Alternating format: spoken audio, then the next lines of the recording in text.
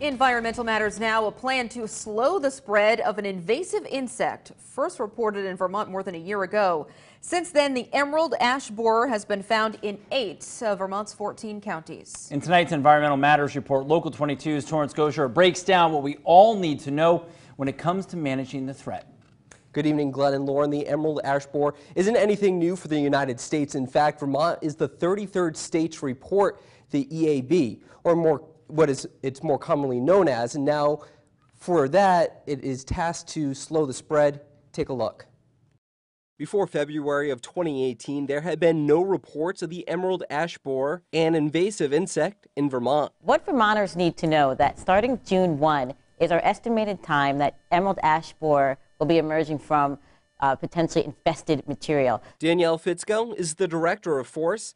She says we need to slow the spread. So what that means is if you're coming from an infested area, that you should not be moving ash material outside of that infested area. In Vermont, there are 3 main areas of infestation, from southern Vermont to the state's capital and in the Champlain Valley. Echoing Fitzko, Vermont Ag Secretary Anson Tebbetts. Especially with the transporting of wood and taking it from campsite to campsite, that's how the pests could be transported, so it's important that folks don't do that. He reassures Vermonters not to panic. One other message that we want to get across to people, if they do have ash on their property, take a look at it and see if possibly the ash borer has arrived there. An infected tree may look similar to this. The insect lays its eggs underneath the bark of the tree, and the larvae do the rest. It's feeding underneath the bark of the tree and cutting off its vascular system. So basically, the tubing of the tree that transports water and nutrients, it's cutting that system off. Fitzko says if you see the signs, like this blonding on an ash tree, you should contact your local forester